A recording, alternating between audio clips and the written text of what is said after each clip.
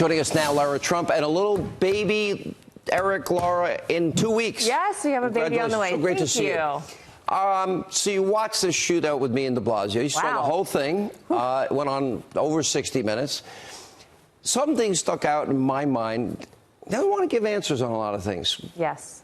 Do New Yorkers and Americans have a right to have a gun in their home if they pass the check? We did not get an answer on that. We didn't get an answer on any restrictions on abortion. Correct. We didn't get an answer on a lot of things. Right.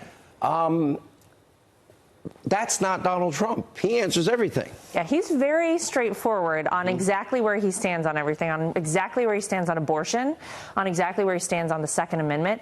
He's made very clear he does not want to take away your guns. He's made very clear that infanticide and 9-month abortions, 40-week abortions, are not something that he stands for. I did think it was interesting, though, that our mayor was asking you a lot of questions. Maybe he could guest host for you. Maybe I should run for president. He can get a show, and I'll be his guest. But no, listen, I think that's for Eric. Let Eric run for president.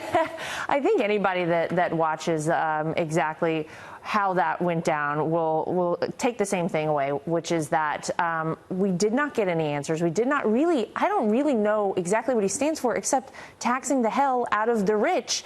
And there wasn't an answer on exactly how that's going to work out for everybody.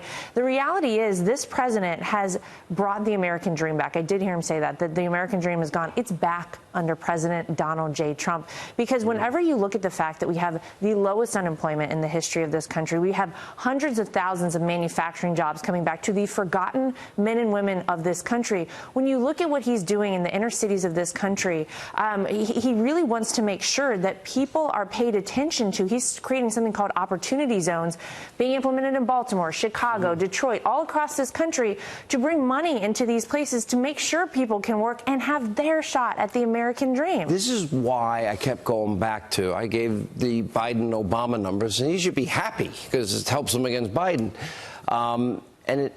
You have 13 million more Americans on food stamps, 8 million more in poverty. They had 8 years to fix it. Yeah. Donald Trump in 2.5 years, the best employment situation since 1969. Yeah. And the people that have benefited the most are the forgotten men and women. Yeah, I think it made it clear what my background is, a blue-collar guy, and African Americans, Asian Americans, Hispanic Americans, women, youth unemployment.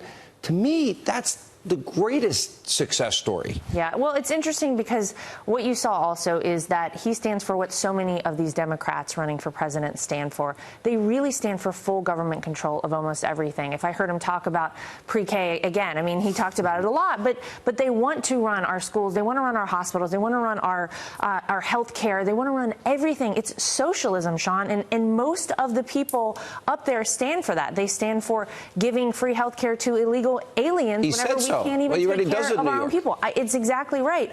And so I think it's going to be hard for people to rationalize voting against their best interest. And their best interest is to keep Donald Trump in office when things are working for them and not go this other way because it doesn't make sense to people. You're running Trump 2020, the re-election campaign. What's your title? It's Senior Advisor. Senior Advisor, okay.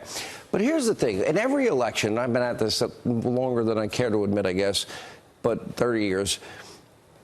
Are we better off than we were 4 years ago? American people ascertain that on the economy. We're not dropping cargo planes of cash on the Mullah's runway in Iran, which was stupid. But all these records, energy independence, he keeps his promises, judges, energy, taxes, deregulation, trade deals, everything he said he would do. It's now working. And then the question is, has the president lost any enthusiasm? Will the people that passionately went out for him in 2016 still stay with him?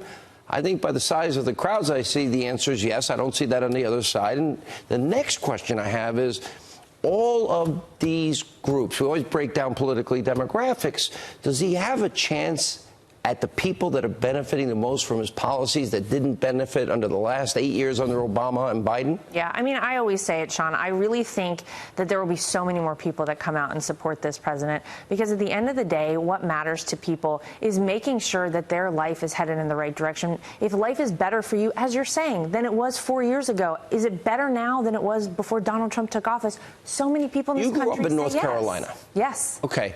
What do people in North Carolina think of America's comeback? People in North Carolina, people in Pennsylvania, people in Ohio, people all across this country are thrilled that now not only is somebody doing the right thing and our economy is through the roof and we have jobs coming back and low unemployment, but we have somebody standing up for us as a country. We have a fighter in office in the White House who we know has our back, who all across the world is looking out for Americans. Great to see you. Thank you so much Thank for coming. you. Congrats. We probably won't see you until after the baby Probably comes. We look not. forward to all the good news Thank you. and all the best. Thank you, Laura Trump. Thanks.